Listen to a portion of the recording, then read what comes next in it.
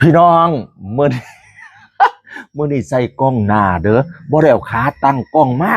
มือหนึงจับมือหนึงเว้าข่าวความจริงว่าบ่อยากเว้าดอกแต่ว่าโอ้ยเว้ยอยากเว้ากับพี่กับน้อง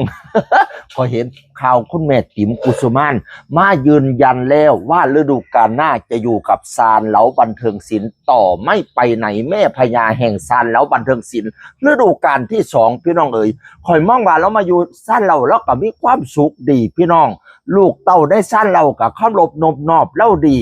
ถือว่าเป็นแม่ครูเป็นบรมครูผู้อาวุโสแห่งซานเหลาบันเทิงศิลป์เนาะตอนนั้นแล้วก็ได้สอนล่ำให้ลูกสาหาว่าศิษย์ลูกเต้ารุ่นใหม่ผู้เกิดใหม่ใหญ่รุ่นมาอยู่กัน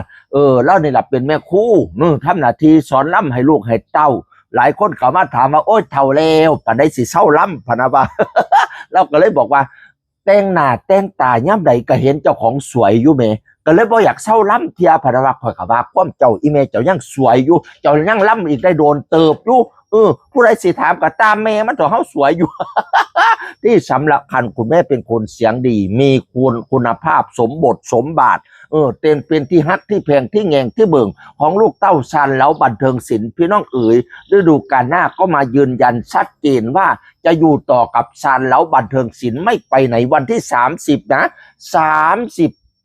พฤษภาคมที่บ้านน้องโนเมืองมหาสารคามปิดฤดูกาลไปให้กำเนิดกำลังใจทีมงานสั้นเราบันเทิงศิลป์ไปให้กำเนิดกำลังใจแม่พญาแห่งสั้นเราบันเทิงศิลป์แม่ติ๋มกุสุมาพี่น้องเอ๋ยคอยเบิ่งย่ำเล่าย่ำใดคอยเบิ่งสังวาสกะล่ำซุมื้อนี้บ่ล่ำรุ่นใหม่มันก็บ่คือรุ่นเก่าเนาะเพิ่นก็มีสังวาสใหม่มันก็อาจสิมันก็เป็นมวลอีกรูปแบบหนึ่งเนาะแต่ถ้าไปฟังรุ่นเก่าๆมันก็มวนแบบรุ่นเก่าๆพี่น้องเอ๋ยขอยยังซื่นชมขอยยังสอบในผลงานของคุณแม่ติ๋มอยู่แล้วมายืนยันว่าเราสิอยู่กับบูธจักรพันธ์ลำเพิ่นขอยก็ดีใจรูปหนึ่งแล้วก็มาถ่ายรูปคู่กันกับหัวหน้าบูธจักรพันธ์ลำเพิ่นถ่ายกับหัวหน้านิกผู้บริหารสั้นเราแล้วก็บอกว่าการที่มีหัวหน้าที่ดีมีชัยไปกว่าครึ่งพะนะว่าโอ้ยหัวหน้าบูธนี่สุดยอดแห่งความใจดีเด้อพี่น้องเนาะเห็นบ่ตอนนั้นเราแจกอีหยังวะ